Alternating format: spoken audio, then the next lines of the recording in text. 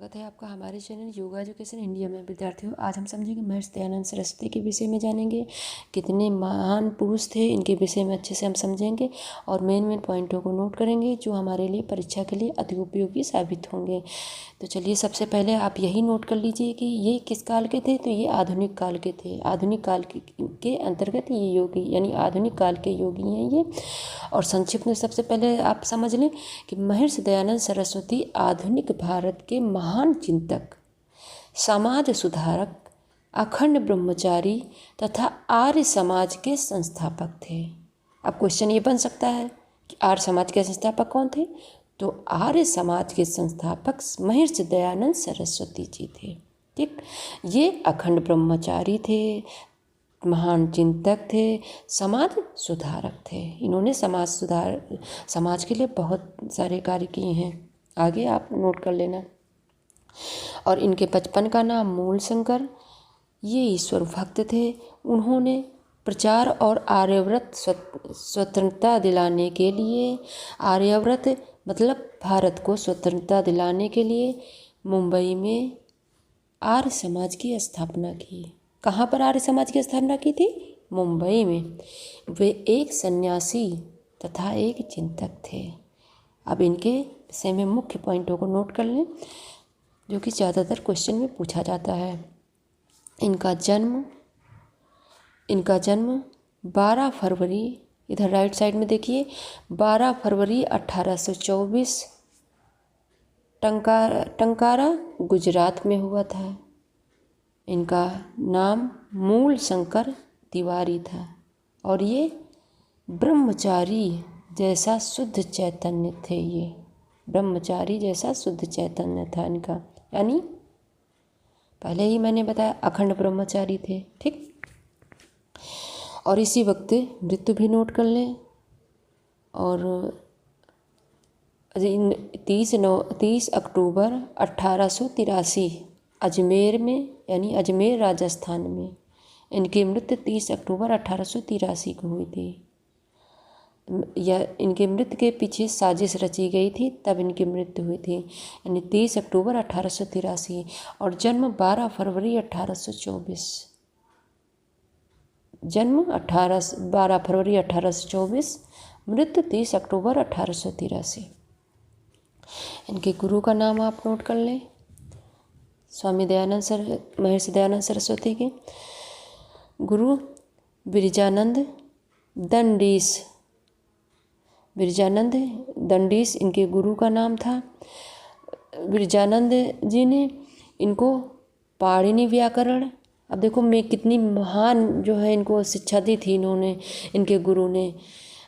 पाणिनि व्याकरण, पांचजल, पतंजल योग सूत्र, वेदांग, इन सब की जो है इन्होंने, इनके गुरु ने इनको शिक्षा दी थी।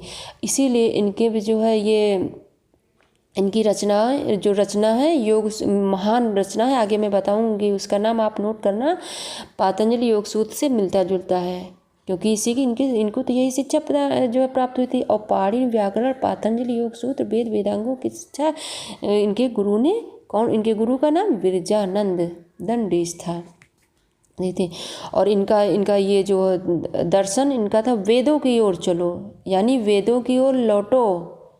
आधुनिक भारतीय दर्शन था इनका, यानी वेदों के जो ये कुरीतियाँ फैली हुई थी विभिन्न प्रकार की, तो वो मूव करे।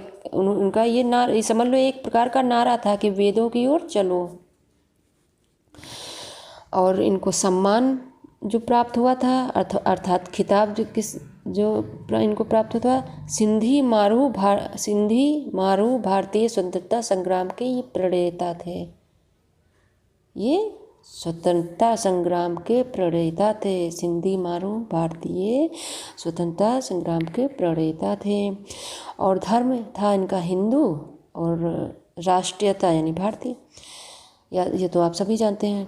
पिता का नाम था इनके करसन जी लालजी तिवारी, और ये कर कलेक्टर थे। अमीर थे इनके पिता, अमीर, समृद्ध और प्रभावशाली व्यक्तित्व था इनके पिता का, यानी ये साधन संपन्न थे। इनको कोई प्रॉब्लम नहीं थी। और इनके माता का नाम यशोदा भाई, पिता का नाम करसनजी लाल जी तिवारी और माता यशोदा बाई। ठीक, और मेन पॉइंटों का अभी नोट करें, अभी आगे मैं बताऊंगी। और ये सत्य की खोज में कब निकले थे? 1846 में। 1846 में सत्य की खोज के लिए निकल पड़े थे। और इनका मन कैसे परिवर्तित हुआ था, कैसे इस सत्य की ओर निकल लिए थे, वो मैं अभी आगे बताऊंगी। और गुरु दक्षिणा, जब इन्होंने ब्रजानंद दंडीस ने इन सबका इनको शिक्षा दिया, यानी पाणिनि व्याकरण और पातंजलि योग सूत्र वेद वेदांगों की जब इनको शिक्षा प्रदान कर दी, तो अब गुरु अपने पास नहीं कैच करके रखते हैं, जो महान गुरु होते हैं अपने पास नहीं कैच करके रखते हैं, वो कहते हैं आगे जाओ और कुछ सीखो। लेकिन जब इन्होंने जो ये शिक्षा इनको प्रदान की, उसके बाद दक्षिणा प्रदान की जाती है ना, तो दक्षिणा में पता है इनके गुरु ने क्या मांगा था? गुरु ने ये कहा था कि विद्या को सफल कर दिखाओ, जो मैंने विद्या प्रदान की है वो सफल कर दिखाओ, परोपकार करो, सत्य का शास्त्रों का उद्धार करो, परोपकार करो, सत्य का शास्त्रों का उद्धार करो, यानी जो झूठी विडंबनाएं उनको दूर करो, मतांतरों की अविद्या को मिटाओ, वेद के प्रकाश से इस अज्ञान रूपी अंधकार को दूर करो, वैदिक धर्म का आलोक सर्वत्र विकीर्ण करो। क्या दक्षिणा में मांगा था? कि गुरु ने दक्षिणा मांगा था उनसे, महर्षि दयानंद सरस्वती से, कि विद्या को सफल कर दिखाओ, परोपकार करो, सत्य शास्त्रों का उद्धार करो, मतांतरों की अविद्या को मिटाओ, वेद के प्रकाश से इस अज्ञान रूपी अंधकार को दूर करो, वैदिक धर्म का आलोक सर्वत्र विकीर्ण करो, यानी फैलाओ। और उन्होंने फिर से अंतिम शिक्षा दी उन्हें, उनके गुरु ने, कि मनुष्य कृति ग्रंथों में ईश्वर और ऋषियों की निंदा है।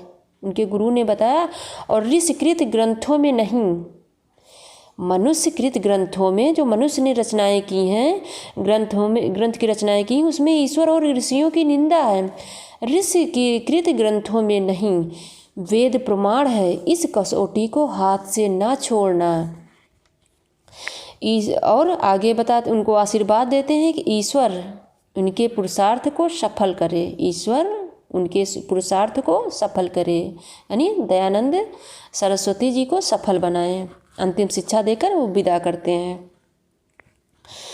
विद्यार्थियों, अब आगे समझिए कि नया मोड़ कब आया था।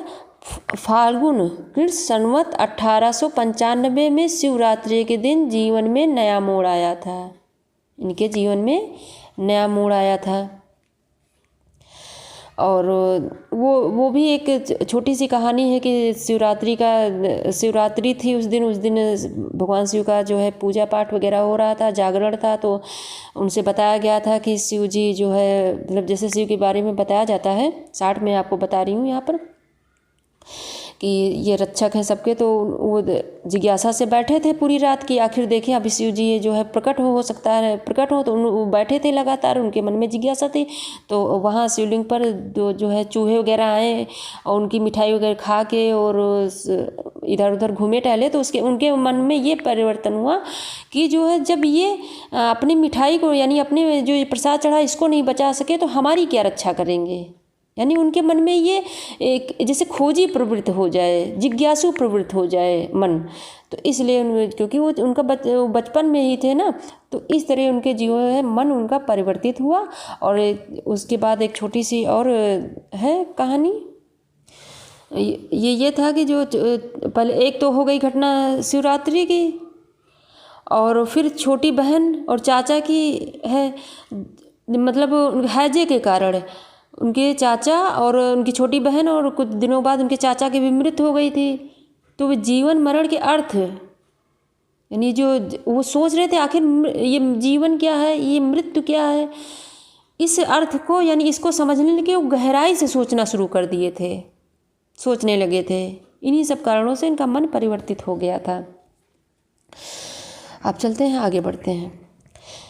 विद्यार्थियों, आगे समझें। क्योंकि मेन पॉइंट को ही हमने यहाँ पर रखा, वो तो मैंने समझाया कि उनका मन कैसे परिवर्तित, थोड़ा सा ही जानने के लिए आपके लिए ज़रूरी था। हरिद्वार में कुंभ के अवसर पर इन्होंने, इनके कार्य आप समझे ना, हरिद्वार के कुंभ के अवसर पर खंडनी यानी जो पाखंड फैला रहता है चारों तरफ, खंडनी पताका फहराई थी हरिद्वार के कुंभ के अवसर में। जैसा कि आप सभी जानते ही होंगे, मेला वगैरह में क्या होता है, तो वहीं जो पाखंड फैलाए रहते हैं बाबा वगैरह, वो उसका खंडन किया इन्होंने। अनेक शास्त्रार्थ किए और वे कलकत्ता में बाबू केशव चंद्र सेन तथा देवेंद्र नाथ ठाकुर के संपर्क में आए। उसके बाद यहीं से उन्होंने पूरे वस्त्र पहनना शुरू किया तथा हिंदी में बोलना तथा लिखना प्रारंभ कर दिया, यानी और सीखा इन्होंने। ये एक लाइन तो ये हो गई कि जब हरिद्वार का कुंभ का मेला था तो उन्होंने पाखंड खंडनी पताका लहराई, ठीक। और अनेक शास्त्रार्थ की उनका क्रम चल रहा था ना लगातार, वो अपने कार्य में लगन थे, कार्य कर रहे थे उसके बाद, और अनेकों इन्होंने अपने जीवन में शास्त्रार्थ किए। और उसके बाद वे कलकत्ता में बाबू केशव चंद्र सेन तथा देवेंद्र नाथ ठाकुर के संपर्क में आए। उसके बाद क्योंकि पूरे जो है भ्रमण कर रहे थे ना, एक जगह स्थिर तो थे नहीं जब घर से निकल लिए थे, और घर से भी निकले थे, भाग के गए थे घर से, एकदम चोरी से निकल लिए थे। क्योंकि जब इनका मन परिवर्तित होना शुरू हुआ तो ये अचानक अनेकों प्रकार के क्वेश्चन शुरू कर दिए थे। तो इनके माँ बाप घबराए, तो सोचे कि लाओ जल्दी से इसकी शादी कर दूँ, ताकि जो है ये शादी के बंधन में बंध जाएगा, तो हो सकता है, यानी उनका मतलब कहने का मतलब सांसारिक मोह माया में फंस जाएगा तो सही से रहेगा। लेकिन जब उन्होंने देखा कि हमारी शादी हुई जा रही है, शादी के लिए तैयारी चल रही है, तो घर छोड़कर भाग गए थे चुपके से। तो वो घर में कहाँ थे, वो लगातार भ्रमण ही करते थे, वो घर छोड़े। उसके बाद इन्होंने गुरु ढूंढा, गुरु बिरजानंद दंडीस जी मिले, उसके बाद उनसे शिक्षा ग्रहण की, तो आगे वो अपना कार्य करते गए। तो यही था, और इनका काम ही था, गुरु ने शिक्षा ही दी थी कि इन पाखंडों को आपको ये सब इन सबको दूर करना है। चलिए अब आगे समझते हैं। और आर्य समाज की स्थापना कब की थी? चैत्र शुक्ल में सन 1875 को गिरगांव मुंबई में आर्य समाज की स्थापना की। चैत्र शुक्ल प्रतिपद संवत और सन 1875 को गिरगांव मुंबई में आर्य समाज की स्थापना की। आर्य समाज के नियम और सिद्धांत प्राणी मात्र के कल्याण के लिए हैं। अब आर्य समाज ये सोचे कि आर्य समाज कोई समाज हो जो अपने लिए कार्य करता हो, ऐसा नहीं है। आर्य समाज के विषय में थोड़ा समझ लें कि आर्य समाज के नियम और सिद्धांत प्राणी मात्र के कल्याण के लिए हैं। प्राणी मात्र में सब आते हैं, सभी प्राणी आ जाते हैं, प्राणी मात्र के कल्याण के लिए हैं। और जैसे कि शारीरिक और मानसिक सामाजिक सारे कल्याण इसमें आ जाते हैं। प्राणी मात्र में सभी आ जाते हैं, यानी कल्याणकारी कार्य करते हैं आर्य समाज के, और इसीलिए आर्य समाज की स्थापना हुई थी। और इसमें ओम अक्षर जो है, ओम को आर्य समाज में ईश्वर का सर्वोत्तम और उपयुक्त माना जाता है, ओम को, ठीक। ये आप नोट कर सकते हैं। अब थोड़ा सा समाज सुधार के कार्य इनके नोट कर लें। विद्यार्थियों, इन्होंने आर्य समाज को सुधारने के बहुत सारे कार्य किए हैं। देखो ध्यान से सुनो और नोट भी कर लो। सामाजिक कुरीतियाँ, अंधविश्वास, रूढ़ियों, बुराइयों व पाखंडों का खंडन व विरोध किया इन्होंने, जिससे वे सन्यासी योद्धा कहलाए। सन्यासी योद्धा किस प्रकार से कहलाए, क्या कार्य किया था? समाज की कुरीतियों को दूर किया, अंधविश्वासों को दूर करने की कोशिश की, रूढ़ियों, बुराइयों व पाखंडों का खंडन व विरोध किया। जो समाज विभिन्न प्रकार की कुरीतियाँ फैली नहीं होती, अंधविश्वास, जैसे पंडित वगैरह ना जाने कौन कौन से लोग अंधविश्वास को फैलाए रहते हैं, ये सब इन सब बुराइयों को उन्होंने दूर किया था, खंडन किया था। एक प्रकार से उसको पाखंड समझें, पाखंडों का खंडन किया था और उन्होंने जन्म जाति का विरोध किया था। अब ये मतलब समझे कि उन्होंने जन्म जाति का विरोध किया था। जन्म जाति मतलब जैसे जन्म से कोई, अब ज़्यादातर लोग कहते हैं कि वो क्षत्रिय है, वो ब्राह्मण है, जो जन्म ही में ही पैदा होता है, और ये जो है शूद्र है, और ये जो है वैश्य है, ये सब कहते हैं। ऐसा नहीं, उन्होंने जन्म जाति का विरोध किया था। उन्होंने कर्म के आधार पर, अब कर्म के आधार पर गीता में भी बताया गया है ना कि जो सेवा भाव से कार्य करे वो शूद्र है, जो सुरक्षा करे, प्रदान करे वो क्षत्रिय है, जो विद्या प्रदान करे वो ब्राह्मण है, जो बिजनेस वगैरह देखे वो वैश्य है। मतलब जो कोई भी कार्य करे, कार्यों के हिसाब से उन्होंने, गीता में बताया गया है, श्री कृष्ण ने अर्जुन को भी इसी हिसाब से बताया था, और इन्होंने भी कर्म के आधार पर ही जाति को रखा, यानी वेदानुकूल, जो वेदों में बताया गया उन्हीं के अनुकूल वर्ड को बताया है। और इन्होंने दलितोद्धार के पक्षधर में भी बहुत सारे कार्य किए थे। दलितोद्धार पहले बहुत ज़्यादा जो है सब दलित वगैरह के बहुत ज़्यादा प्रॉब्लम थी, वो भी सब इन्होंने दूर करने की कोशिश की थी।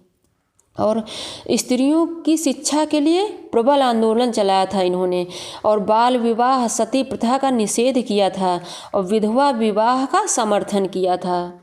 इतने सारे कार्य किए थे। अब चलिए आगे हम समझते हैं, आगे बढ़ते हैं विद्यार्थियों। उन्होंने ईश्वर को सृष्टि का निमित्त, ध्यान से समझें क्योंकि आप अगर योग के सिलेबस जो है पढ़ रहे हैं ना, तो ये जरूर ये सब क्वेश्चन पूछे जा सकते हैं आपसे। ईश्वर को सृष्टि का निमित्त कारण तथा प्रकृति को अनादि तथा शाश्वत माना। उन्होंने ईश्वर को सृष्टि का निमित्त कारण तथा प्रकृति को अनादि तथा शाश्वत माना। वे तैत्रवाद के समर्थक थे, यह भी नोट कर लें। उनके दार्शनिक विचार वेद अनुकूल थे, क्योंकि शिक्षा भी उनको इसी प्रकार की मिली थी, तो विचार भी वैसे ही रहेंगे। उनके दार्शनिक विचार वेदानुकूल थे। जीव कर्म करने पर स्वतंत्र है। आगे उन्होंने बताया कि जीव कर्म करने पर स्वतंत्र है तथा फल भोगने में परतंत्र है। जीव कर्म तो करेगा, वो स्वतंत्र है, चाहे जो कर्म करे, लेकिन फल तो उसको कर्मों के अनुसार ही मिलेगा, तो परतंत्र ही तो हुआ वो।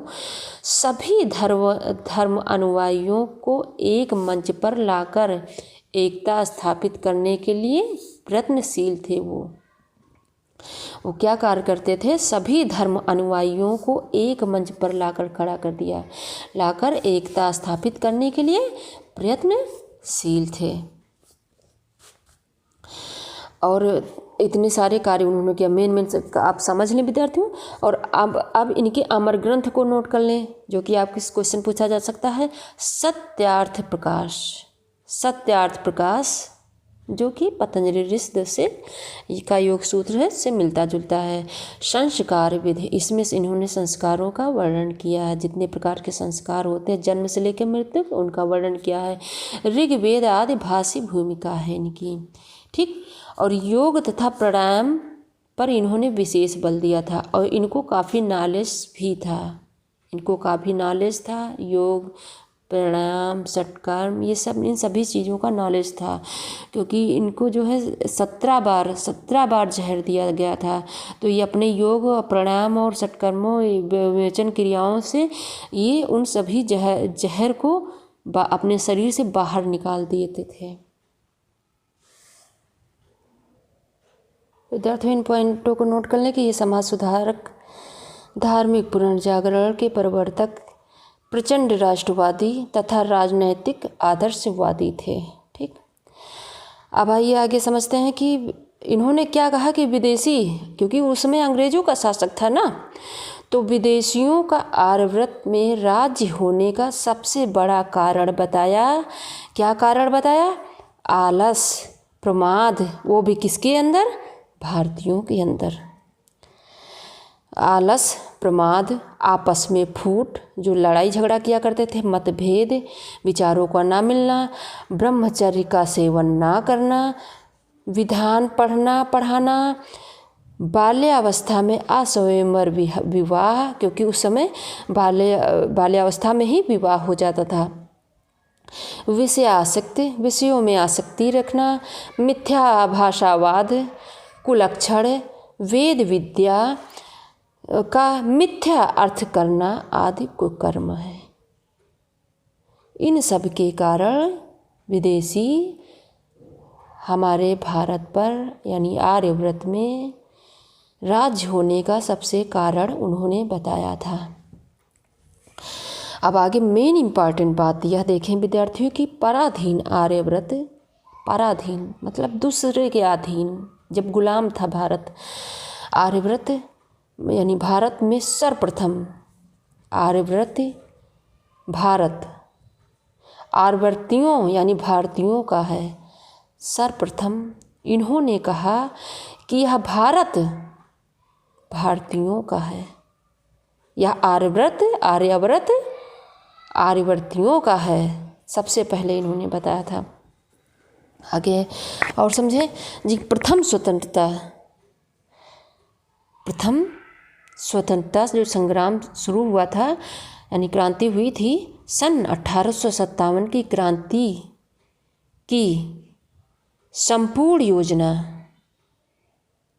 योजना भी स्वामी जी के नेतृत्व में तैयार की गई थी। जो प्रथम स्वतंत्रता संग्राम था यानी स्वतंत्रता जो सन 1857 की क्रांति आप सभी जानते होंगे, 1857 की क्रांति कितनी बड़ी क्रांति थी, उसकी संपूर्ण योजना स्वामी जी के नेतृत्व में तैयार की गई थी। 1857 की क्रांति के कर्णधार कौन कौन थे, इन सबके बीच में विचार विमर्श हुआ था। इन सबके विषय में आप सभी जानते होंगे। देखिए कौन से थे 5 लोग। नाना साहेब, अजीमुल्ला खां, बाला साहब, तात्या टोपे तथा बाबू कुंवर सिंह, ये 5 मेन इम्पॉर्टेंट कर्णधार थे 1857 की क्रांति के। ठीक, ये हो गया, ये मेन आप नोट कर लें। अब शिवरात्रि घटना मैंने पहले ही बता दी थी कि जो किस प्रकार से इनका मन मूव हुआ था। चलिए अब आगे समझते हैं। स्वामी दयानंद के विचारों से प्रभावित महापुरुषों में से प्रमुख नाम आप नोट कर लें। मदाम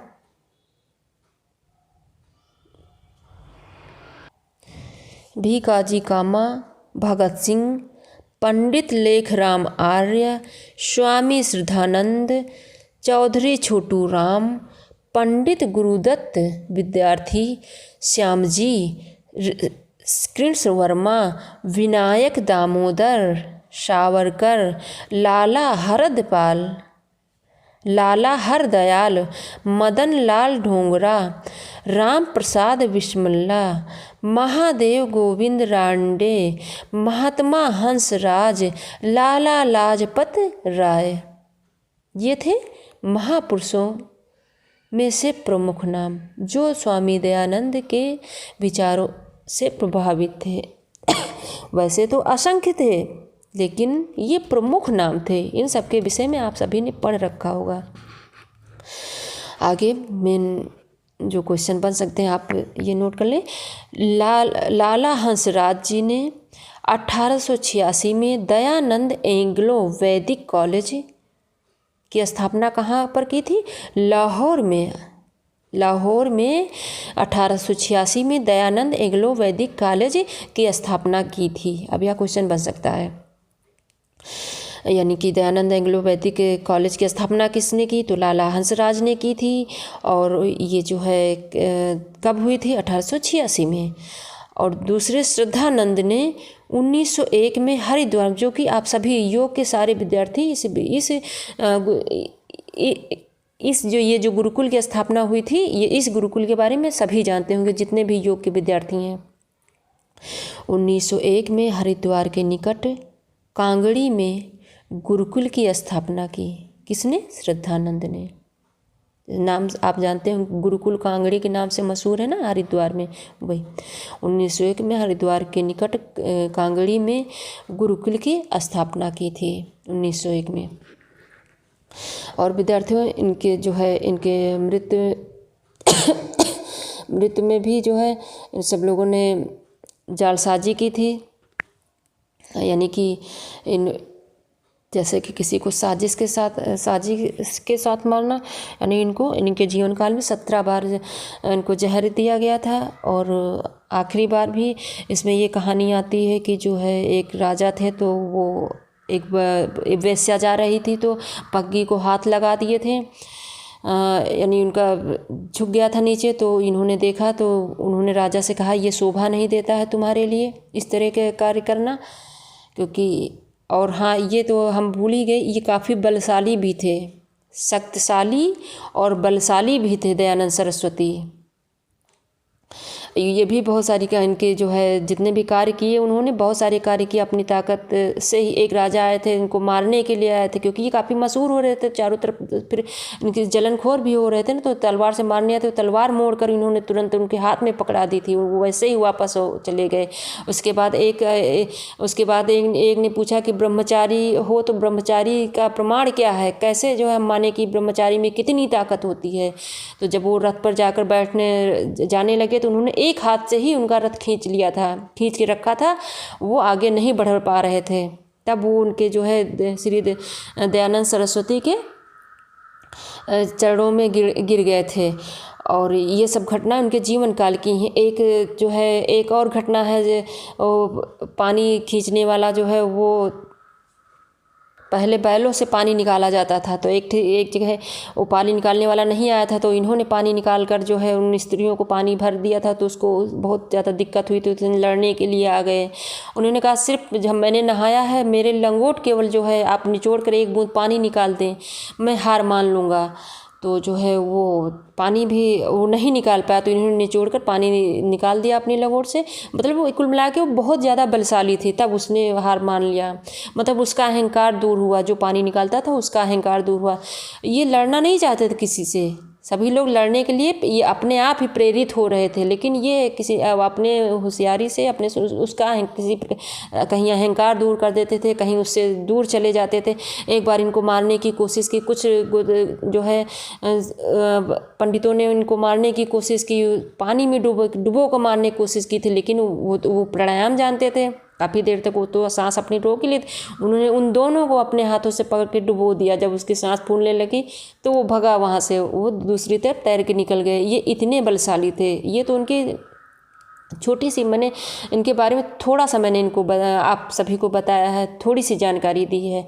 आप इनके विषय में पढ़ेंगे तो काफ़ी जानकारी आपको प्राप्त होगी, और एक प्रकार से आप पढ़ते पढ़ते हो सकता है भावुक भी हो जाएं, क्योंकि मैं भी भावुक हो गई हूँ उनके जो ये नोट्स तैयार करने में। उनके विषय में जब भी पढ़ा मैं, तब जब भी कभी पढ़ा तो मैं भावुक ही हो गई हूँ।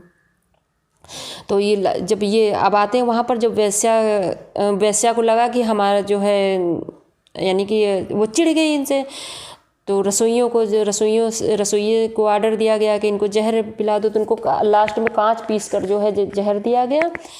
तो लेकिन वो जान गए थे, फिर भी उन्होंने रसोइया को भी माफ़ कर दिया, क्योंकि उसने जो है अपना गुनाह कबूल कर लिया, और उसको पैसे देकर उसको भगा दिया कि जाओ, नहीं तो हमारे अनुयायी तुम्हें मार डालेंगे। उसको भी भगा दिया। देखो मतलब कितने दयालु थे दयानंद सरस्वती।